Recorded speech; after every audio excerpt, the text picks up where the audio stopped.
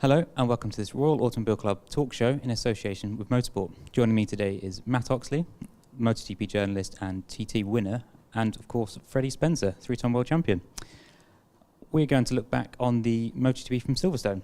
I know Matt, you were there, and Freddie, you were on the continent on cafe races and... Yeah, I was at a classic event in Switzerland, so I unfortunately, well, I shouldn't say unfortunately, I love being at the Swiss event, and I would like to be at the British Grand Prix too. But yeah, summer's a busy time. You can't be everywhere. No, that's you the can't. problem. Absolutely It's not not. as summer isn't long Yes. enough. It's a good race, although one person on the comments on the website has said processional, which isn't something we normally say about MotoGP. So was it a good race? Was it not a good race? I think it was an excellent race. I think processional would be very much the wrong word to call it. I mean, a processional race, I would say, is when you've got like a second or two between each rider, and you know nothing is going to happen like that. But at Silverstone, they were all on each other's rear wheel. Any of those guys, so the tension was high.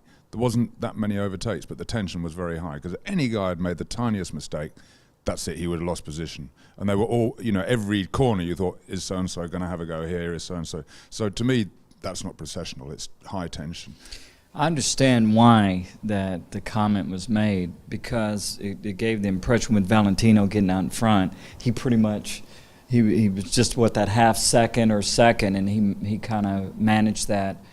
And the Silverstone circuit, the modern configuration, because of the speed and the way the sections are laid out, and we ran there a few weeks ago, you know, during the classic event, it is somewhat one line through certain parts of it, and the speed they're going, it would definitely give that impression that it would be difficult. There's just a few places where I think the guys can make passes, but the battle behind was certainly interesting. I think when you had with Maverick and Dovey and with Mark, you could see Mark was struggling a little bit with trying to maintain the pace that Valentino was running. But there was something going on, so I agree. I don't think it was exact processional, but I think that race and the way the track is configured and the way it kind of went along with Valentino dominating those first, pretty much till 2 laps to go.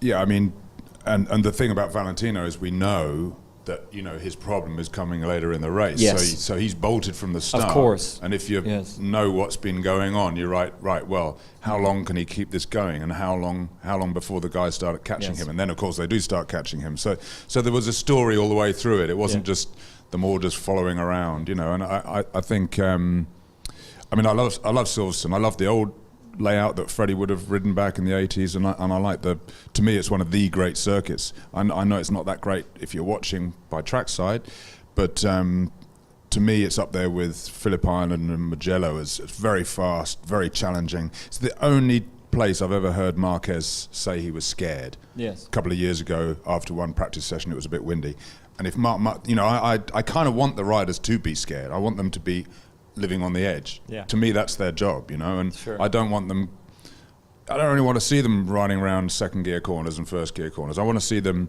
fighting to stay in control around sort of 100, you know, through really fast corners. And there's a very good combination of corners at Silverstone, I think. What makes it really tricky too, and it's actually one of the things that probably I would say is my least favorite part about the new configuration, and again, it's not about old or new for me, is the fast sections, and it's such a dramatic change to the slower part. And I think that's where, you know, the riders, like you said, it keeps you on your toes though, which is a good thing, you know, and it forces the riders to really be precise, especially that first, you know, in the S sections, you know, to where you, as a rider, you because it's so wide and you want to use more of the racetrack, but it's at a cost, because if you misjudge it just a little bit, it really throws you off in the next really slow, maybe right left, like I said, leading on to Hanger Straight. Yeah, so it is very challenging. When they first made that left after Stowe, so you got the Hanger Straight. When I was young, that's where I always used to watch at Stowe, because I used to love the guys watching them coming down Hanger Straight, drafting each other, and then popping out of the draft, trying to outbrake each other into Stowe. So that's a lovely section, and then you go down to that downhill really slow chicane, and I kind of thought, oh, this is horrible, but I actually so enjoy watching riders going in there because, whoa, I mean, you're going down, steep downhill with the back wheel in the air, trying to stop from, whatever speed to almost nothing. And that, and you've been traveling at over 150 miles an hour for the previous 30 seconds. So trying to work out your braking markers and so on from there is a real challenge. And in the race on Sunday, you saw Mark going in there with his foot properly on the ground, smoking, rubber smoke pouring off his boot, and that's the kind of, that makes me, I enjoy that. Yes, and that's what I was saying, is that it's that dramatic change in speed, and because, and again, the track is so wide. As a rider, I always found that one of the most challenging things when you go to a high-speed circuit, especially if there's a lot of width to it. Because choosing the right line and trajectory through the corners, one of the things we were talking earlier off camera about that makes bike racing and motorcycle racing very particular, very entertaining, and what people like about it is the challenge of, and what the rider, the input and the rider's part in making a difference. And again, a track like Silverstone, you can see that it really challenges a rider in that way. And when they put in, as Mark did in qualifying, the lap that he did after what had happened in his high side, it really, he's earning it, and he's working for it, and he's really forcing him to really be precise.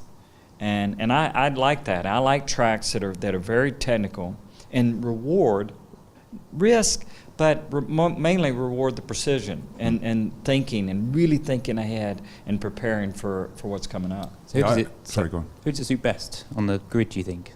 Who's the best suited to Silverstone? Marquez or? I think because I think the reason why that Silverstone, I think, is such a challenge for Mark is because he's so aggressive, and it is a track that will penalize you for that aggression. And not just I'm not talking about from a dangerous standpoint, but penalize as far as it really shows up when you make a mistake.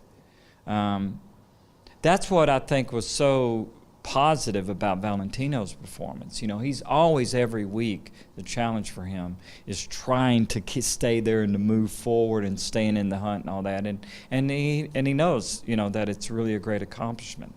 But that track rewards that precision. Yeah, I mean, if you think of the first section after Copse, Maggots and Beckett's, it's a really weird sort of section. They're sort of flip-flopping from side to side, and you cannot. Well, you've got to be aggressive. You're always aggressive. Yeah. But man, you've got to really tame that aggression and keep your rolling speed.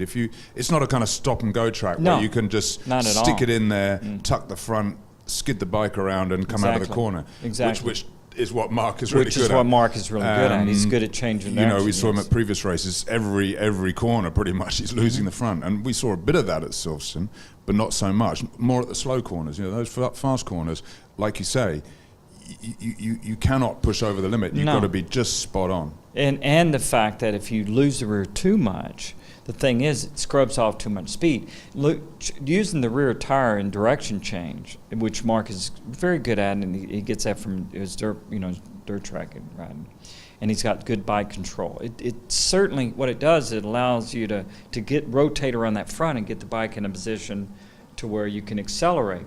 But in those corners, it's about carrying speed, and so if you do it too much, then it kills the speed, and you actually hurt your momentum, and then you're trying to accelerate to that next point. And so it's a lot of that, and a lot of the start and stop, and so that's why when Mark goes well there, he's really working hard to kind of work around some of his natural tendencies that he does in his way he rides the bike. And there's no doubt he was. His crash on Friday was huge. Yes. I mean, Cal was a few hundred meters behind him, and he said he'd kind of looked up and thought, "What's that? Something flying through the sky," and it was Mark. He went up that high, and he said he was hurting on Saturday morning, and if Mark said he was hurting, he was hurting. Yes. What can you say about Mark? But I mean, Valentino, talking about carrying corner speed, the Yamaha's always been good at that. It's a big, fast, open track, so apart from the slow corners. So I think that probably did help, but I think the big thing with Valentino and with Maverick was the work they'd done at Misano the weekend before. And I mean, I'm sure that wasn't just at Misano. I'm sure Yamaha and all the data guys have been working on that. You know, this is the rear tire degradation thing is a thing they've had since last year. Yes. Well, since the Michelins came in. You know, they had the bike spot on for the Bridgestones, and they probably struggled, probably more than anyone, I think, more of the big factories to get the bike adapted to the Michelins. And they brought out a new frame for this year to decreased rear tire degradation. That didn't work. Well, it did in some ways, not in others. So they brought in another one, and that still didn't seem to work. And now I think they've kind of zeroed in and saying what the problem is electronics. And yes. this is the only way we're going to save that rear tire. Well, the thing is that the electronics can only do so much. I mean, the electronics basically is it can do a great deal. It can help the rider as far as the way they use the throttle. It certainly is pinpoint as far as certain RPM in a certain corner, certain throttle position, all of that. But they still want to try to have as much power as possible.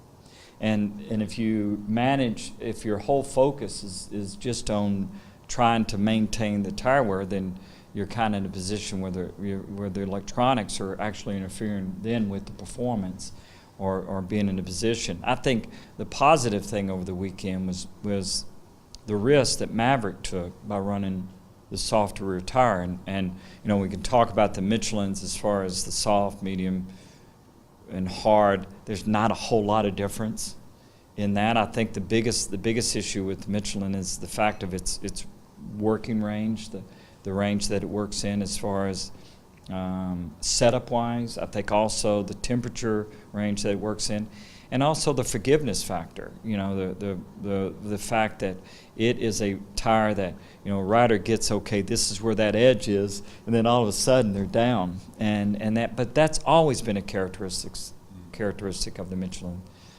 tires is a lot of grip, especially in the rear, which is a lot of because of all that edge grip and side grip, all throttle grip, I call it, where as you turn into a corner and before you really begin to accelerate, it's got a lot of rear grip, where it has a tendency to keep pushing the front, which you see that's where a lot of the riders are having trouble with that front. They're having to run a harder front, which is something that has always been the case, same even in my era.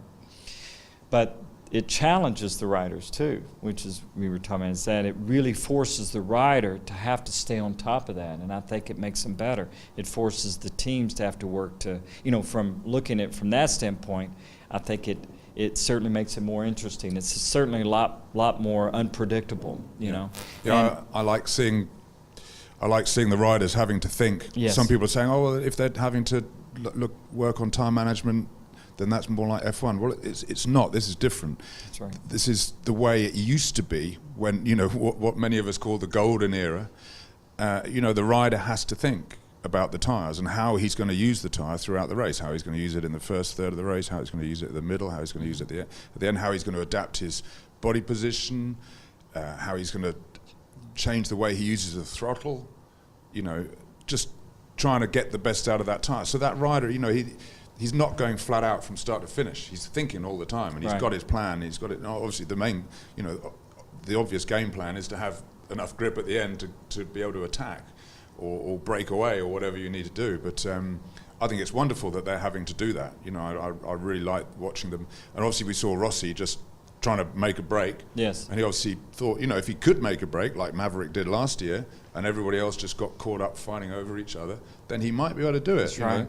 And it nearly worked. It did. You know, he was did. only 3 laps off it. It nearly worked, and, Yes. and he only finished. I mean, people say, you know, he got beaten and everything. Wow, he was, 0.6 of a second off to Vizioso at the end, you know what I mean? 0.7 or something. But the thing is, I think also we were talking the fact that he was maybe waiting to see what was going to happen if the pace slowed down, or he had to slow down the pace because he was losing that edge grip. You know, the thing is that obviously. And I've won Grand Prix last lap before with no edge grip, basically no brakes or anything. But the reality is, obviously, I had enough. The key is I trusted it. And that's what I think positive, and we'll see with Maverick, I think, in the next few races, is he did choose the soft tire for the race.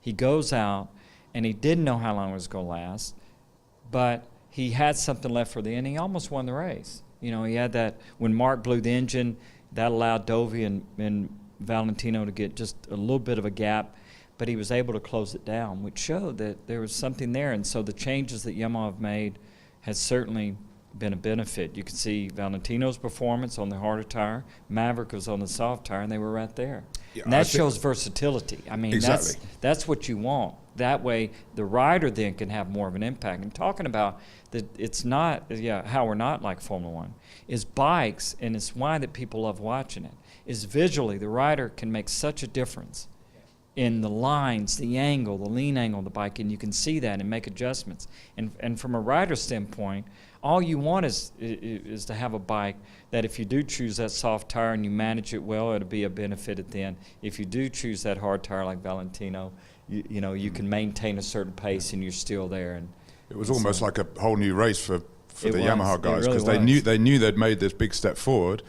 But you know, the only way you're going to find out whether it actually really worked is in a race situation. That's right, so they were both going, and who knows? Valentino thought, well, you know, nowadays you never really, if you can get in the lead in a MotoGP race, you don't not take that chance, because overtaking is incredibly difficult. Yes. And so if you can get into the lead and stay there, that's what you do. And who knows? He might have thought with this new electronics setup, it might actually look after the tire, and I might be able to just stay here the whole time. And he may be thinking that he could have pushed harder. Yeah. You know, exactly, that was the thing too. Now you know, and like I said, that was the same thing with, I believe, in Maverick's case too. So they've obviously moved in that direction, that they've kind of gone over that hump a little bit. And that's going to throw a whole new, you know, level of interest, obviously, in these last 5 races. They're going to be spending the whole time from now to Misano thinking about how they can take the next little step. Like you say, with the electronics, you can't just keep dialing it in one direction, because if you dial in too much traction control, you take away too much torque, and you've got grip but you've got no power, you know. So it's a real fine balancing act. But they will be talking, you know, maybe they can take one more little step with the traction control, and maybe Valentino will be thinking he can change the way he rides to look after that tire a bit more, and so on. And the same with Maverick. So as you say, it's just suddenly Yamaha are back in the game. Yes. Still leads the Constructors' Championship as well. It's still, well, I've got the points here, still 7 points clear of Honda. I guess Marquez blowing up helps that, but when I saw that, I was surprised to see the Yamaha that seemed to have struggled so much recently. Still, we probably had a little bit of help from Tech 3 there this year as well. You know, Folger and Zarco both got seconds. In Le Mans and Sachsenring. Yes. They got 2 seconds that they wouldn't have had otherwise, you know. So is it a 2018 bike, do we think, at Silverstone for Yamaha, or was it? There was a couple of journalists saying that they were racing a 2018 prototype chassis. I don't think so. Seems early. Maybe. I mean, it's so difficult to know.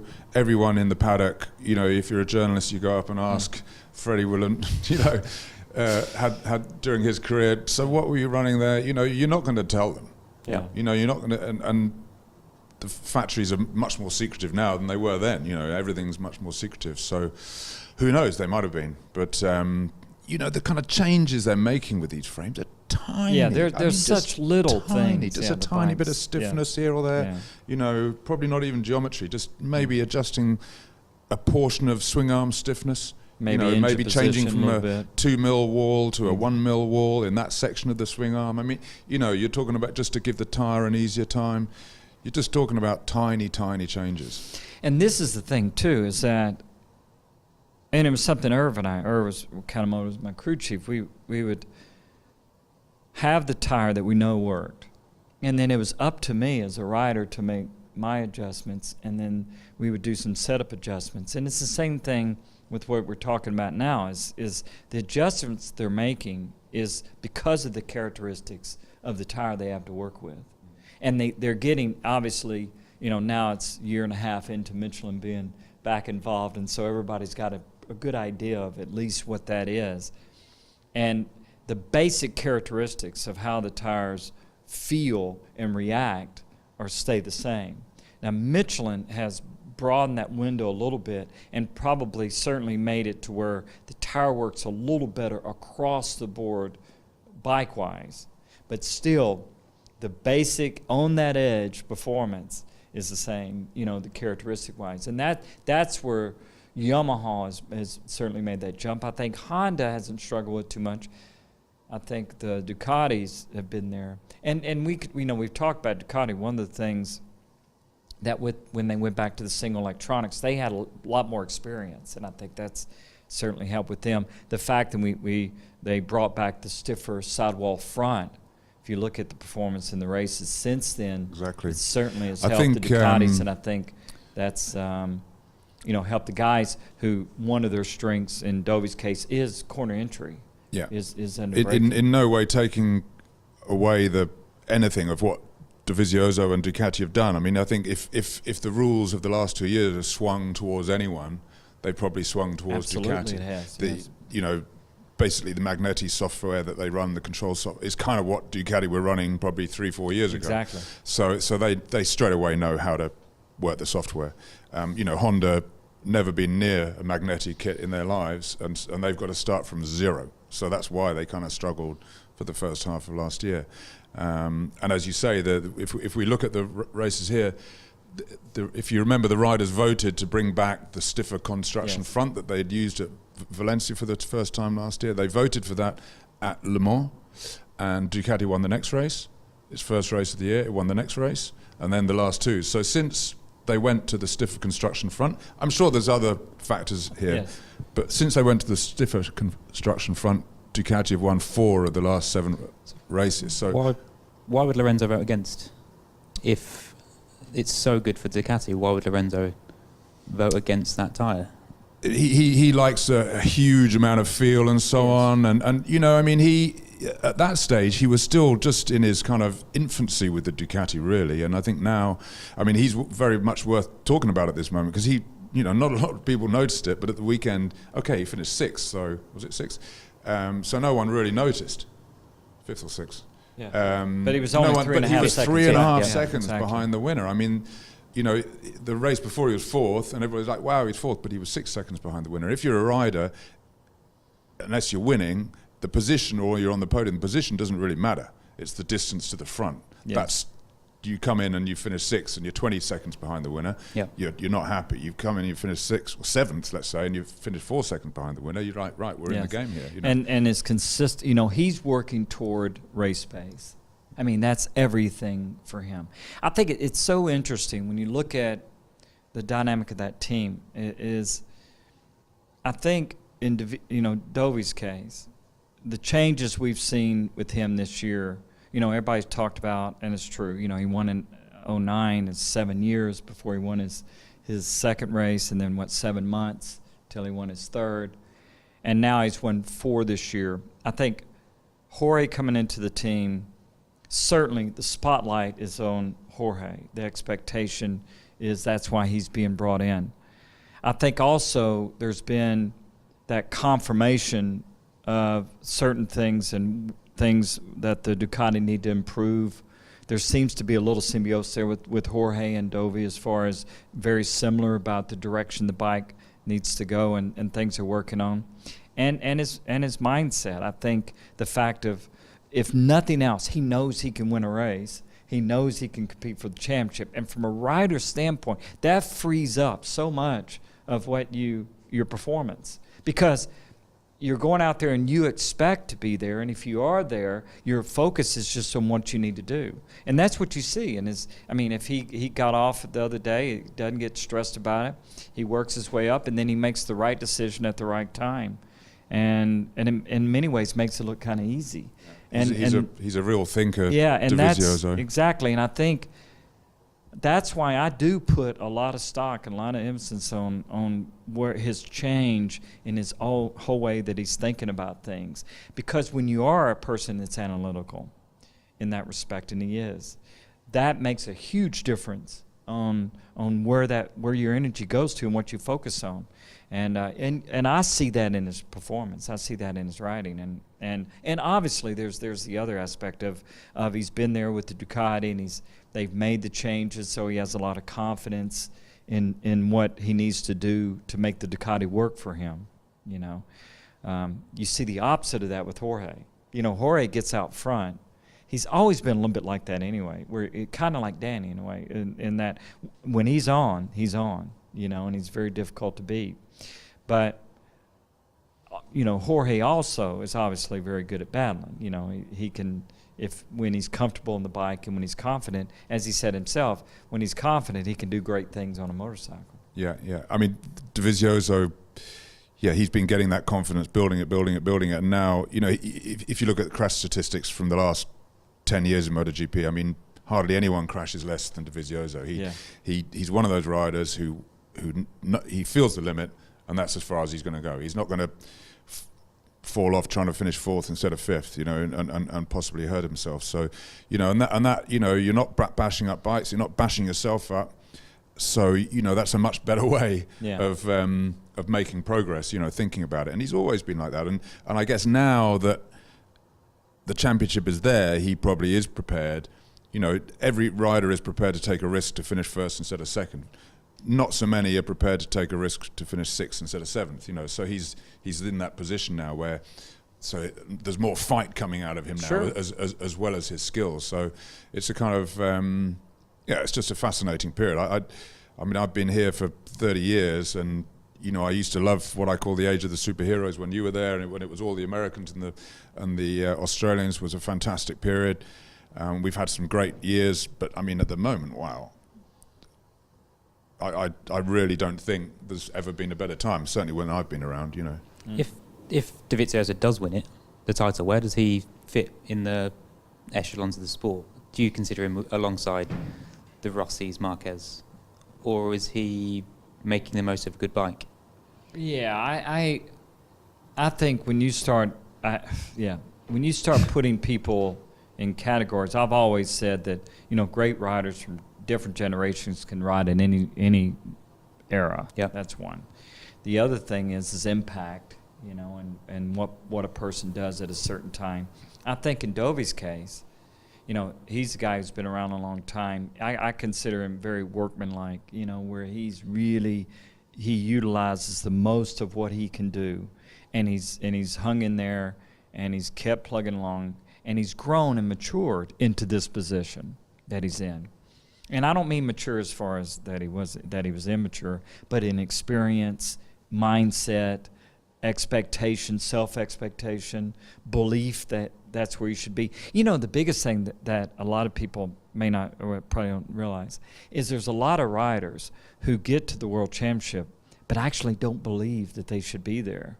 You know, they get there, and they're great. They could be great riders, and they're very good riders. And their main limitation is themselves. And that's why I say what I see in Dovi is that change of that he doesn't expect that somebody else is going to win the race, that he can win the race. And that is such a huge thing where you feel you need to belong. I always say that when I look back, and experience and wisdom comes from, you know, experience. But I look back, and I remember the first time I raced here outside of the United States, and I got asked a question by Dale Singleton. I was 18 at the match races, and I was walking in the tunnel, and he said, "You nervous?" And I said, "No, that's where I want to be." And that mindset right there was the difference of why I won that day at Brands Hatch. Obviously, all the other things. But from my contribution to my own performance was that. And that is a huge factor in what I see in Dovi's. And then you could almost see in Jorge's a little bit the other way of his lack of belief in that that he can finish the job at this moment. You know?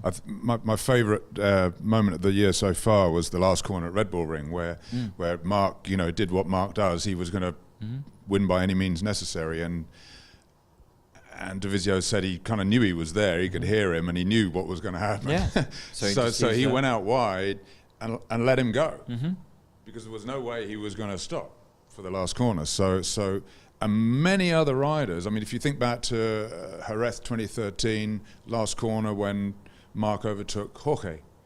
I can't remember who won the race. Was it Pedrosa or someone? I can't even remember. But the big battle was for second. And Mark went up the inside, and he was right there, and Jorge closed down on him. And they collided. Jorge, being on the outside, went wobbling off towards the gravel, and Mark got second place. Now, that's a big ego thing to me. Jorge, you know, he's like you say, he's got quite a fragile ego, so he wasn't going to let Marquez by. Dovizioso, they've all got egos, of course they have, Sure. but he thinks bigger than his ego. So he was like, well, I know if I close down on Mark here, what's going to happen? We're going to collide, and I'm on the outside, so I'm going to get pushed out, and Mark will just accelerate towards the finish line and win the race. So he, that's a split-second thing. He's It sure is.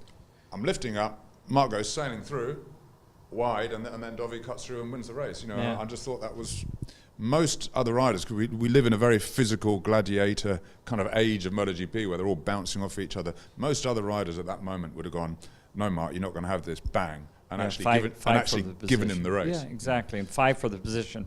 Yeah, what he did, and Mark, obviously, the mistake that Mark made, actually, was instead trying to he drove off the corner. That by the time he dropped back, and once I saw that, I realized there was no way he was going to being able to get back to the inside and carry enough speed, because all you want to do is just block Dovi's turn in. And that was the mistake that Mark made. He was just a little, obviously. Yeah. And like you said, Mark, he was pushing. But Dovi, though, you're right. I mean, that was a decision that is completely free of anything other than knowing exactly what the other guy's going to do and going and outsmarting. Yeah. And that is clever. Yeah. And that is a difference that's always been there, obviously, with Dovi, but that he's realizing about himself, and he's utilizing that ability he has to be able to see that happening and executing it, because it's all about executing it, There's a question here on Marquez, actually, on his blow-up from John Seymour. Could Mark's engine blow-up have been a result of his various crashes at Silverstone and before? So it was a fresh engine, and he wasn't quite sure.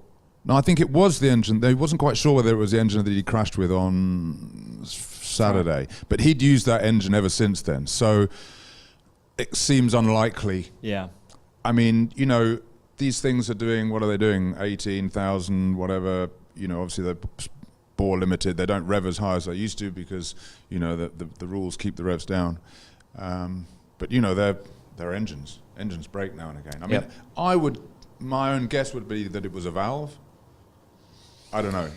I'm sure they wouldn't even have opened it. Yeah, there. obviously they would have just stuck it in a crate and sent it home. Hey, obviously it wasn't electronics. It wasn't an electrical problem because you saw this. I blew the NR 500 up one time. It's electrical. With all the oil that was on my boot, I'm not sure. But anyway, so obviously it was internal.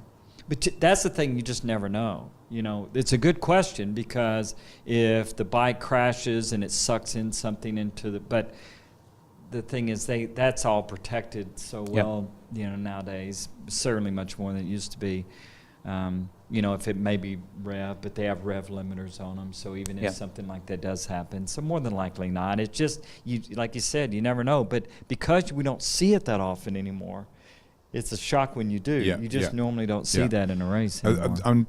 It looked like it was a kind of terminal thing. Yes. Yeah, but almost certainly they would have sent, because obviously the engines are sealed, they're not allowed to open the engines, but what they do, they'll send it back to HRC and they'll use kind of, scopes and so on, and look inside the engine. Because I know a couple of times in the last few years, during the engine rationing era, they've gone inside an engine, actually been able to fix it without opening it, actually found some piece that's got in there or whatever, and actually the engine's okay. But to me, that looked like it was a it's orthoscopic. Yeah. Yeah, that's right. Yeah. I suppose we should have a quick word on Suzuki, winners 12 months ago, and basically nowhere now.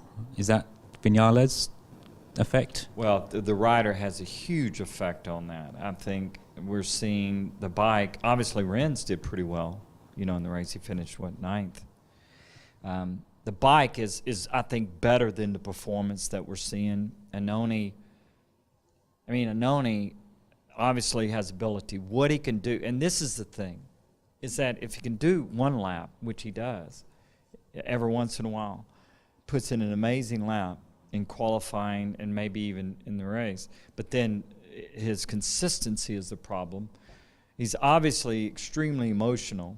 and he doesn't have that internal ability in his own, to be able to manage that.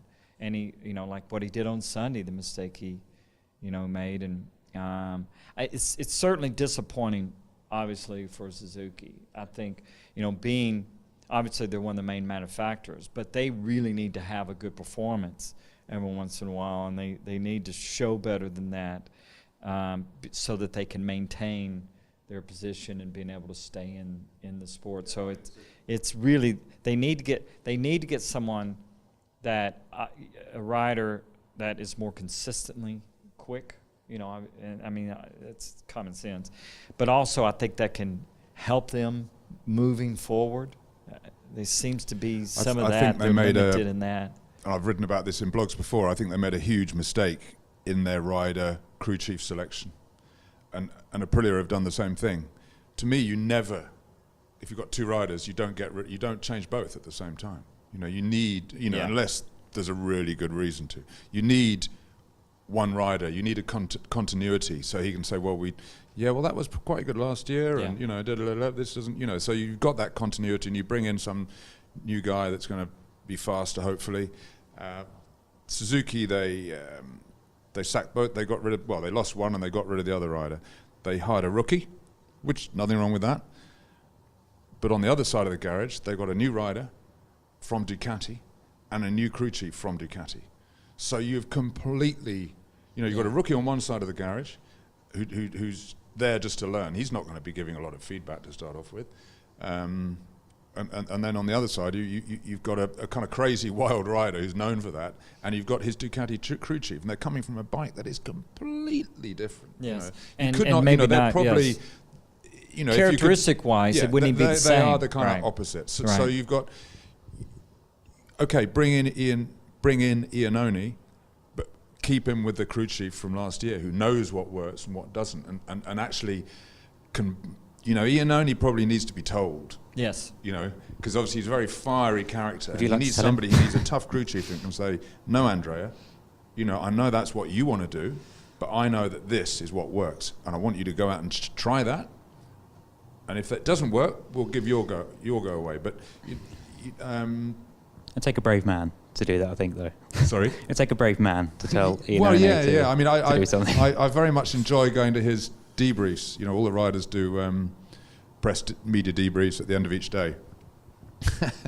and going to see Iannone is kind of like, I was about to say the Italian M word, but I won't. It's kind of like going in, and he just fixes you with his eyes, and just, it's like having a sit down with a gangster, basically, and you kind of ask him questions, and he just, he's just killing you with his eyes, and I actually kind of struggle not to burst out laughing sometimes. He puts on such a performance. I really enjoy it, and another reason why I think we're so lucky with MotoGP at the moment, man, we've got such a fantastic combination of characters. You've got just a Mark for whom everything is just hilarious. Like in Austria, he was talking about in the post-race, in the press conference, talking about touching Dovizio's rear tire at 300 Ks, and laughing hysterically while doing it, and Dovizio's are just going, like that at the same time, and you've got Iannone, you've got Crutchlow, you've got, they're all different. Yeah, I just think we're so lucky, and I think that's one of the good things about bikes, that there's less money involved. It's not quite as corporate as cars, so characters are allowed to be themselves. It's not the same as it was 20 years ago, but they're still pretty much themselves, I think. Iannone, what Matt just said is exactly what you see on the racetrack, though, and it's great to have passion. I mean, our sport is driven by that. It's one reason why we love doing it. It's why I still love doing it after all these years, and the events that I do, and to share that with people. But on a Sunday afternoon, you have to manage that. And that is the problem that you see with him, is that passion is, he puts in that incredible lap, which shows that he can do it and the bike can do it. But because it's so emotion driven, he doesn't know how to separate the two, and then you get into the blame thing. of where, you know, it's, well, this, and I need this for the bike or this person and different things. And so that's where it causes a problem for the team, because the team needs some kind of consistency, and they need. But they don't have any, do they? No, They've they got don't, and they to- need they've the got rider. nothing to fall Yeah, back on. yeah. Nothing This to is the fall thing. back on. The rider depends on the team and the crew chief, the manufacturer, the team to get it to a certain point. And then the crew has to look toward that rider. You know, I always used to tell Irv on Saturday afternoon, let's get the bike as good as we can. And at that point, just tell me.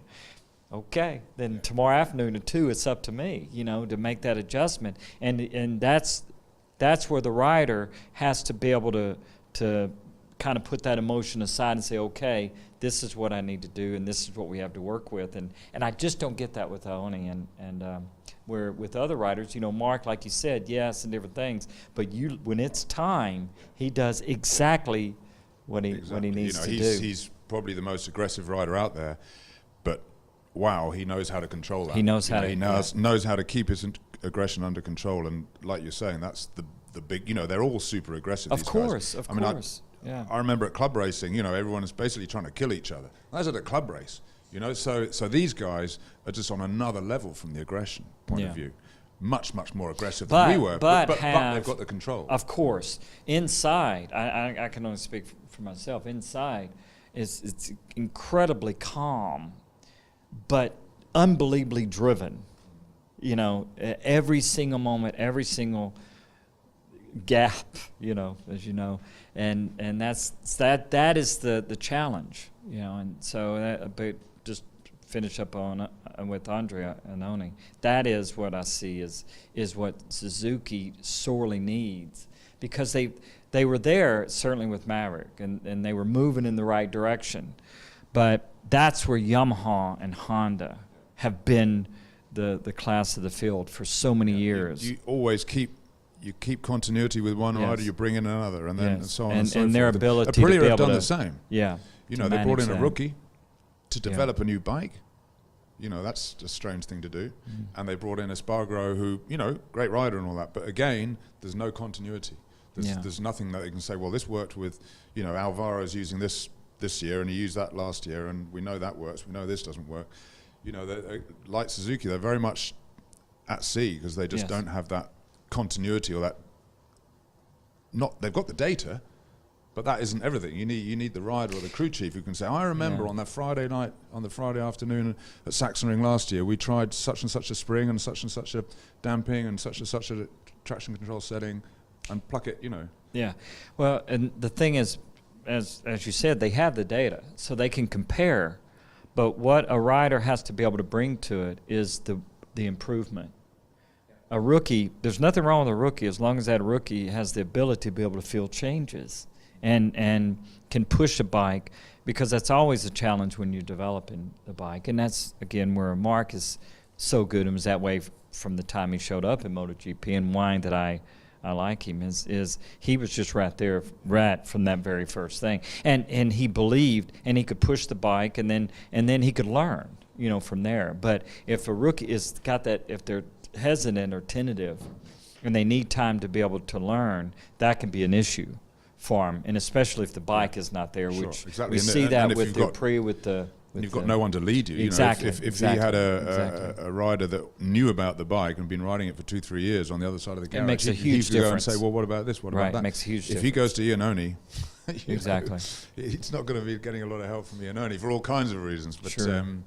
Yeah, what we saw at Aprilia. It's such a sad thing, because I think Suzuki have just done such a brilliant job with that bike. It's a superb piece of machinery. Yes. And they've done some very clever things with it. You know, carbon fiber engine hangers and stuff, so they can play with the stiffness of the chassis in the way that the other teams can't so much. And it's a beautiful piece of kit, and it's a real shame to see it kind of struggling. Yes, I agree. And it's not the bike's fault. You know, it's what they've done to the makeup of the team, and with the riders and crew chiefs and so on, you know, and so that's actually quite an easy job to fix, you know, but they don't seem to have done anything to fix it, you know. If you were Cal Crutchlow, would you look at Suzuki and think maybe there's an opportunity there to lead a team and as a fully factory backed rider, or would you not want to take that risk? I think in Cal's case, he likes the position he's in, and he obviously feels comfortable now with this new deal with HRC,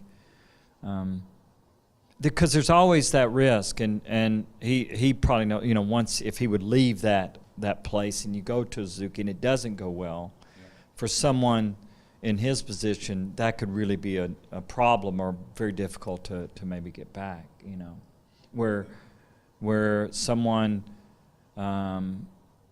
let's say like Jorge, for example. Jorge, I mean, he's a multi-time world champion, obviously a huge amount of success, extremely consistent over many, many years.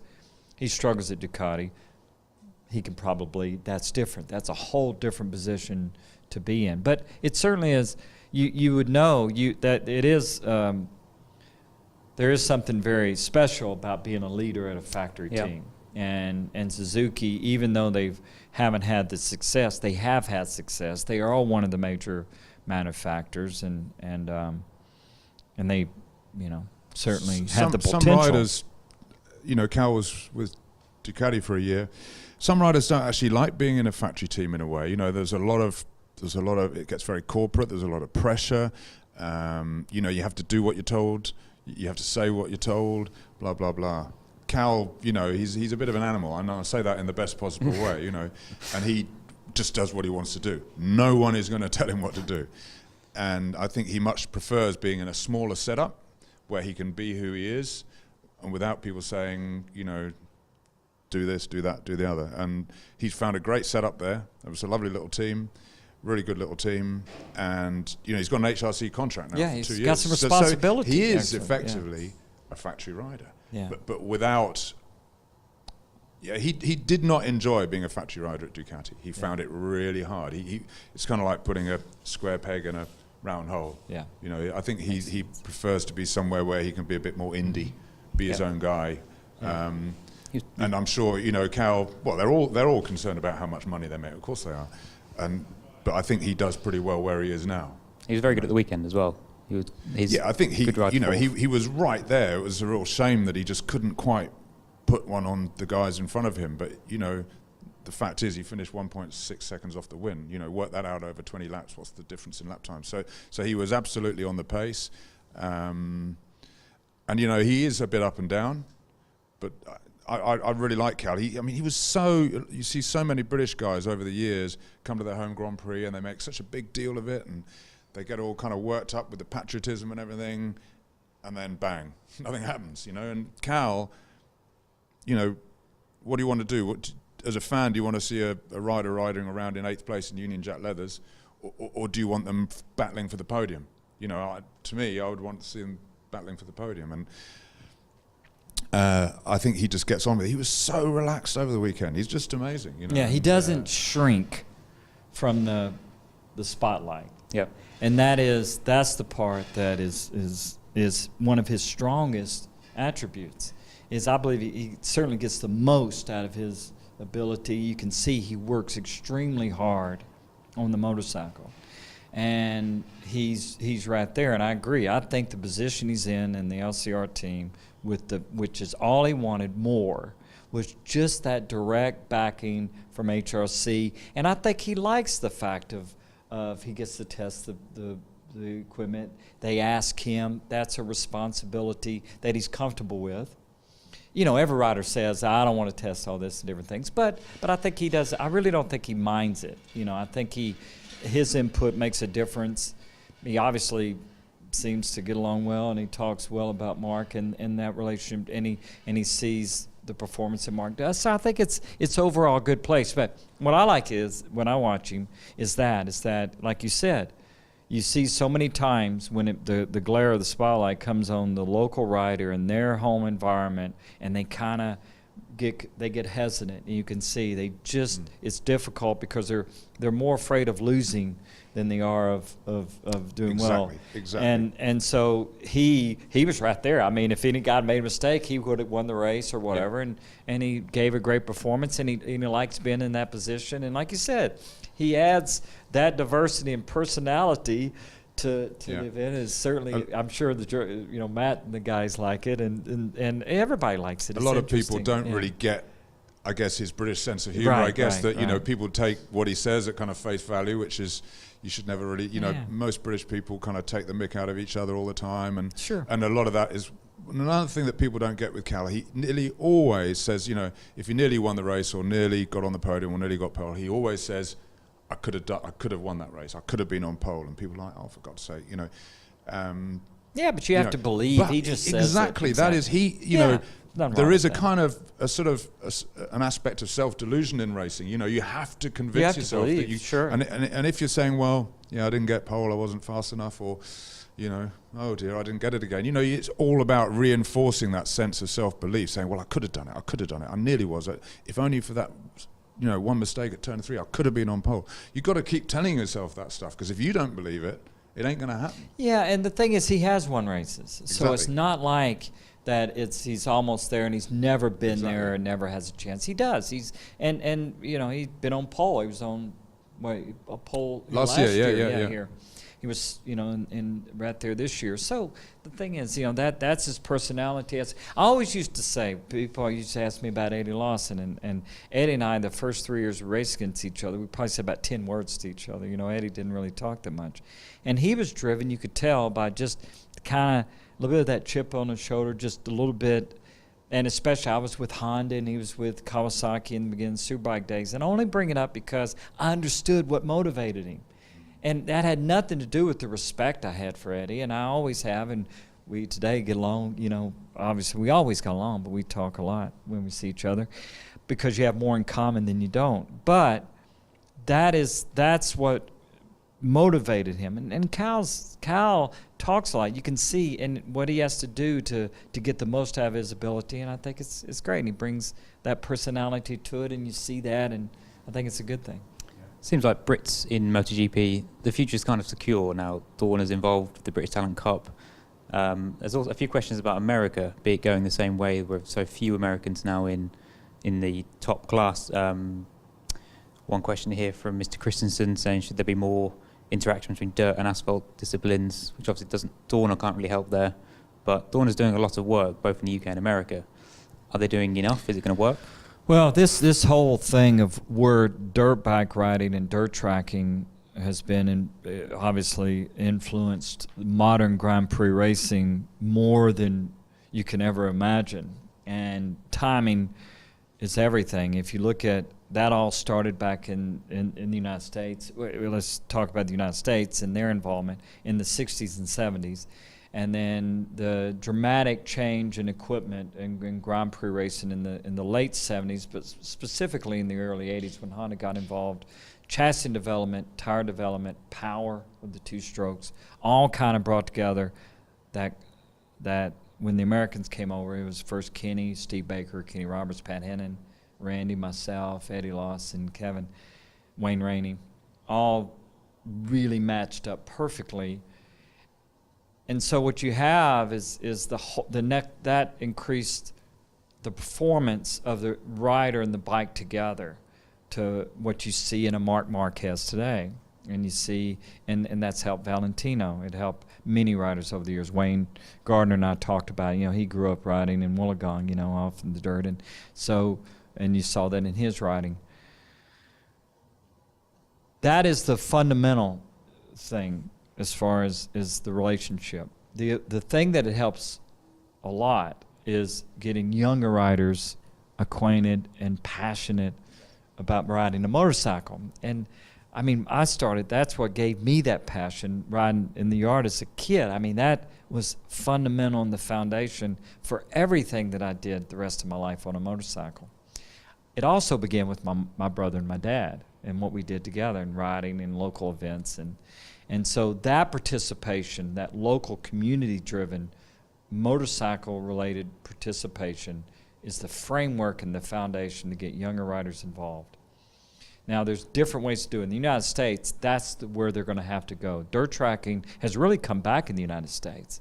And I think we're going to see an influx, maybe not next year, it's going to be a few years. We'll start seeing some younger riders come up through the ranks if Motor America continues in its regrowth of Americans road racing and club level racing, but professional racing, and given the opportunities. for younger riders to grow. In Spain, we know that, we see that.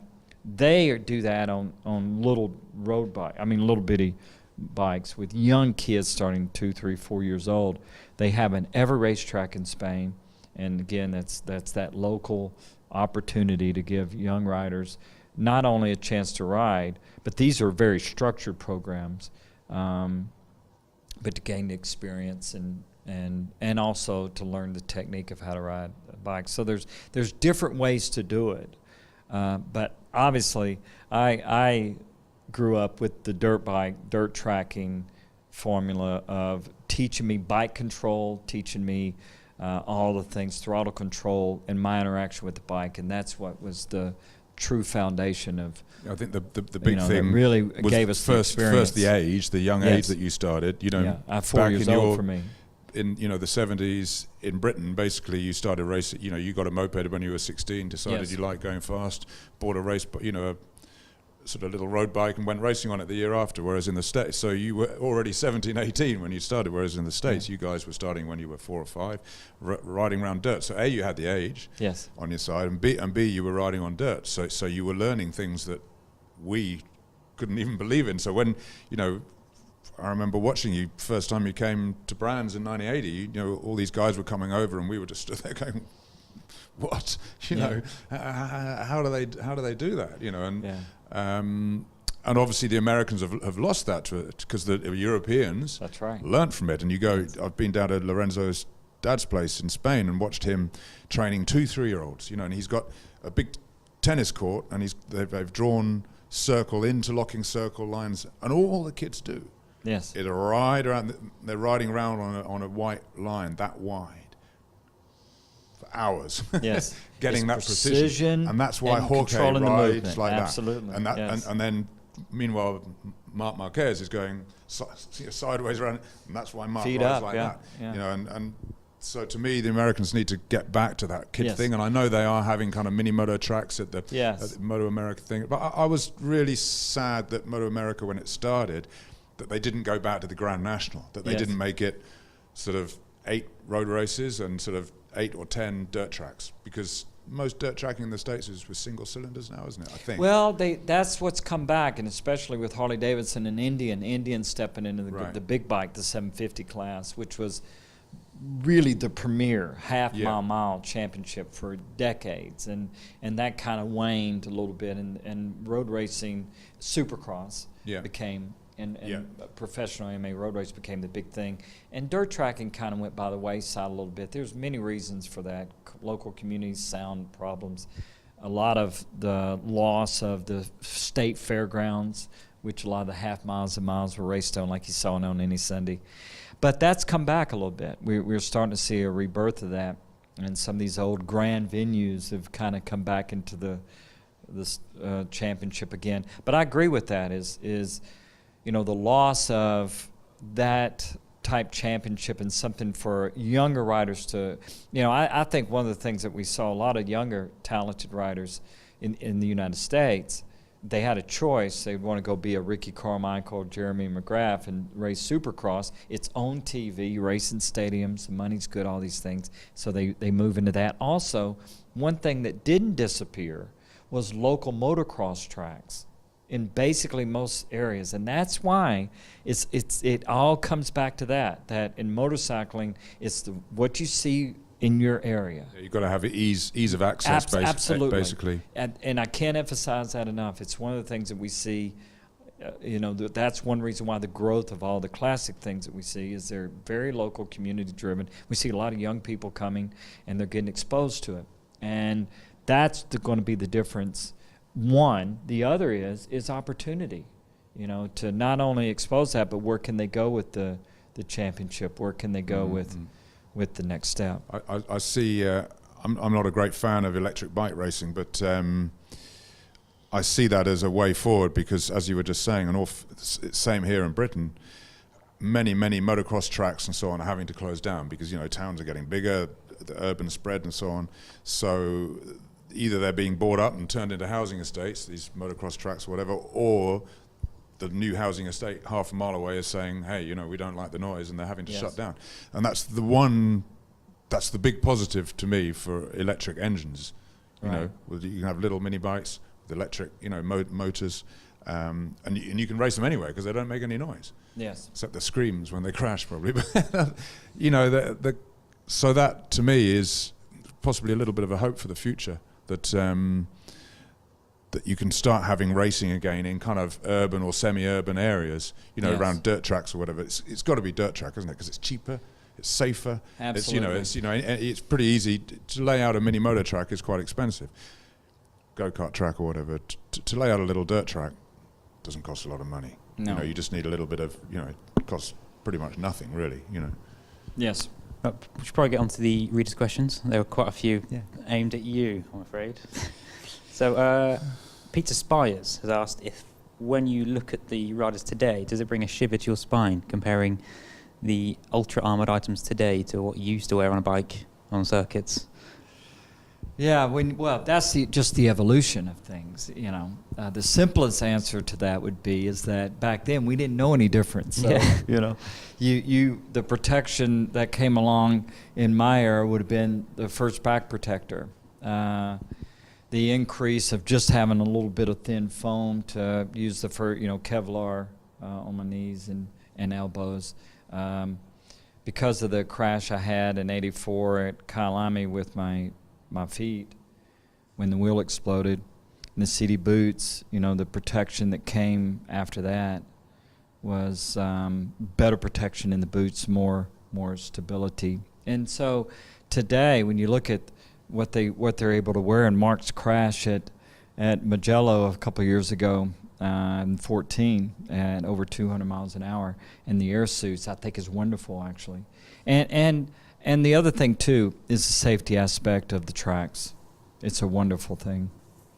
I guess that leads quite nicely to Lindsay's question, who's asked if Rossi, at 38 years old, how long can he keep going? I guess the technology's helped him have such a long career. Yeah.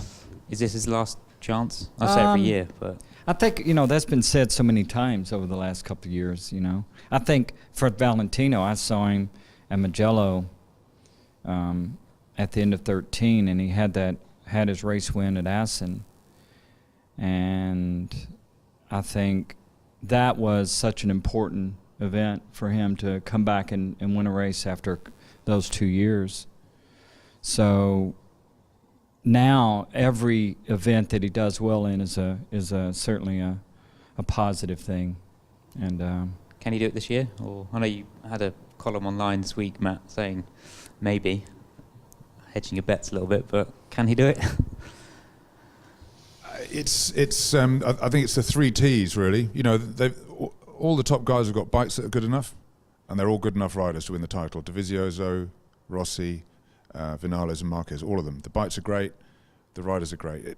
To me, it comes down to the 3 T's: tyres, tracks, and temperature.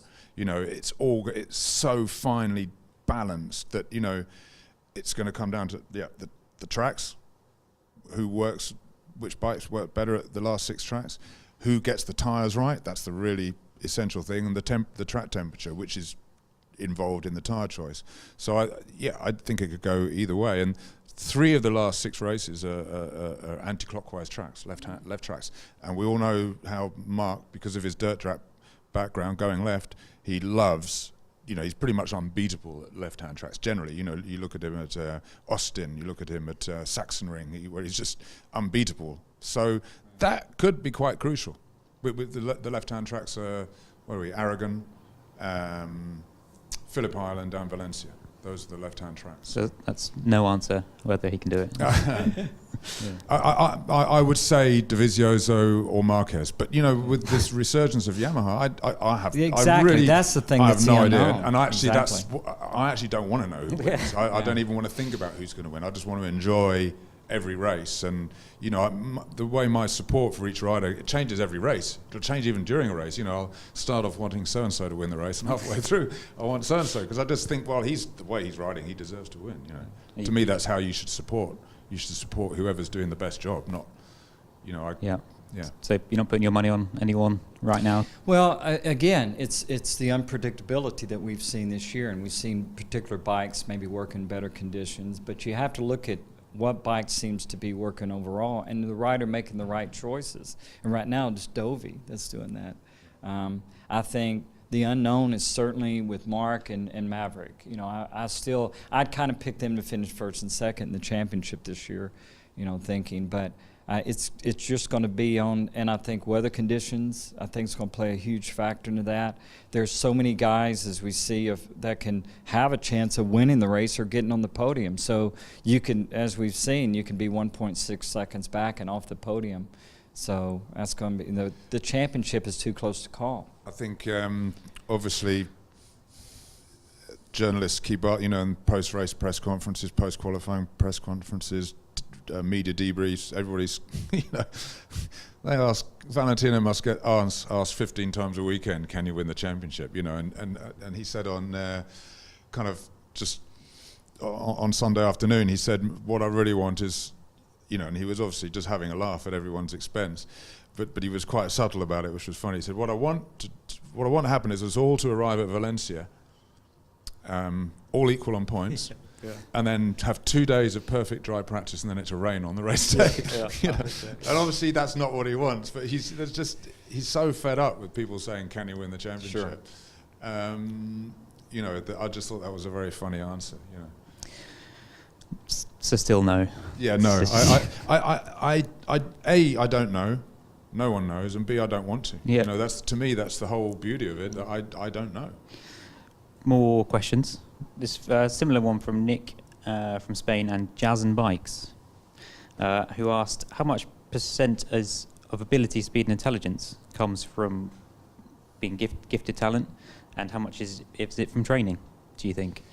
Well, I've always been a believer that you have to have, to get to the very elite level, obviously ability, you know.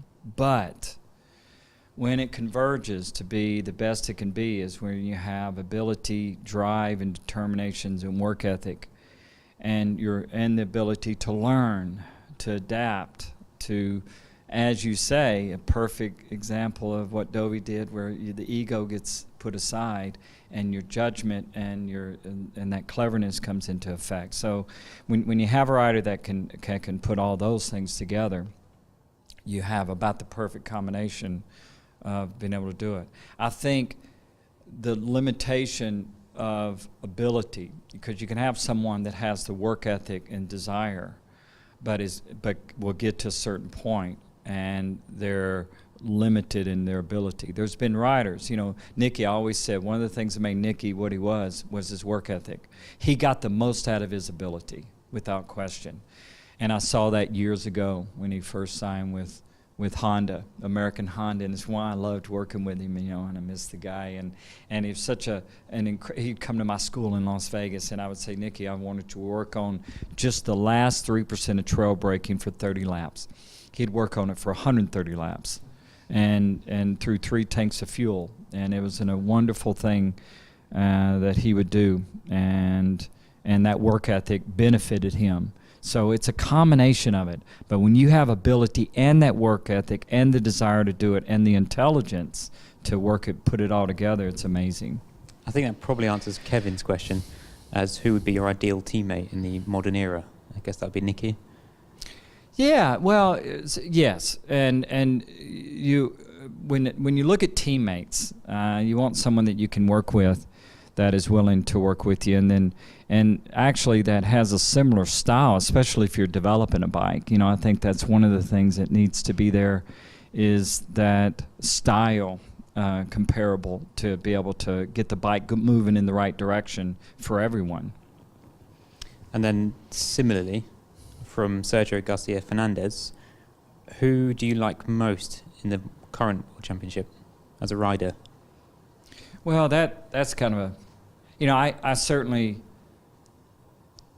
I like Valentino. I like everything he's done, his contribution to the sport and different things, all of that. I like riders for different reasons. I probably have, style-wise, it's interesting, but probably more like a Jorge. My style was a little bit, but my determination is a little bit like Mark's, And I respect Mark for what he's done. He obviously rides HRC and Honda. There's that connection. But really it's the way that he came to the championship and raised the level. I think he's done such a great job in pushing even Jorge and Valentino to raise their level of performance. And he kind of sets the standard of that, and he's willing to go out there and put it all on the line and do what he can, and he puts on a great show. So I have to say, in many ways, Mark, in that respect, because of the heritage and the fact that, obviously he broke my record as the youngest world champion. There's all of that, but I would have to say probably Mark. I guess we'll end on your memories of the British Grand Prix, because Jose Sanchez asked about Donington 1987. Yes, that was the last time I actually not won by any means, but I led a Grand Prix. My fond memory of the worst conditions I ever raced in actually was the '85 British Grand Prix, and it was the race that I wrapped up the 250 championship that day, riding the worst race I rode all year, the worst strategy. I went out, I only needed to finish fourth, and I rode that way, and I barely finished fourth, because Alan Carter crashed on the last lap while leading, and British rider, he would have won the race, but it allowed me, I finished fourth. The best race, that was what I did in the 500 race. On fourth lap, I think I had an 18-second lead, and I had the benefit in those. It was just atrocious conditions. The wind and the rain was so hard that it was blowing in sideways. My helmet leaning on the hanger straight. But it was, that would have to say my... And that was on the first right way up NSR 500, which wasn't an easy machine to ride in the dry. No, it wasn't an easy bike. No, and Wayne Gardner and Randy and Ron Haslam all had the V4 that weekend, and they really struggled with it, And exactly in those conditions, obviously we didn't have traction control then either, But it was what it was, and you worked with it and worked around it. But that's my main memory, and it's so fascinating. I had people come up to me all the time, and they remember like it was yesterday. They go, I was in this corner, and they watch you, and it's obviously it's very cool. And good memories of Barry Sheen from the early days. Probably my worst memory at the British Grand Prix would be the '82 race, because Barry in '82 really had a chance, and obviously that was going to be his last chance to not only win races but win the championship. And he got the V4, the Yamaha V4, for the British Grand Prix in '82. There were 3 races left, and in the championship, I believe, and he was the only one who still had a chance of beating Franco. He got the V4, and he changed the frame. He had moved the steering column back anyway, and he got it more stable. And I remember we were in practice. It was on Wednesday. We used to have free practice on Wednesday back in those days, and they would let other displacements run. It was the last time they did that. 2 bikes collided, and Barry came up over the rise going into Woodcott and hit a bike and crashed. That lap, he had passed me. I happened to pull in. I was right behind him. And I told Irv, I didn't know he crashed. I told Irv, I said, Barry's going to be unbeatable this weekend. But in that instant, he had the crash, and that basically was the end for him. He raced a couple more seasons, but that would probably be my worst. I thought the world of Barry. Barry, from the moment I showed up, Barry was such a leader in our sport, and he was so welcoming to me and inspirational, and he really taught me how to interact with fans too. A lot of people, Barry was a showman, but he really respected and appreciated the fans. That's why he was so loved. He was the kind of prototype Rossi, wasn't he? Really, Sheen and Rossi are the only 2 bike racers who've really crossed over into the mainstream. Yeah, Barry did that so well. Both of them, kind of rock stars, both of them, as much as they are motorbike racers. Yeah, absolutely. And they're the only 2 ever, I think, that have actually made that, that jump. Yes. Yeah. Just to answer Jose Sanchez's question, he'll always want to know, if not, why did you retire in '87 at Donington? Well, we had seized on one cylinder. So there you go. I think that's all we have time for today, I believe. Thank you both for joining us. Keep an eye on the Motorsport Magazine website for Freddie's post-race vlogs, and of course Matt's excellent analysis and everything. So we'll be back soon, hopefully, with some more special guests. There's a couple good guests lined up, so we'll see you then.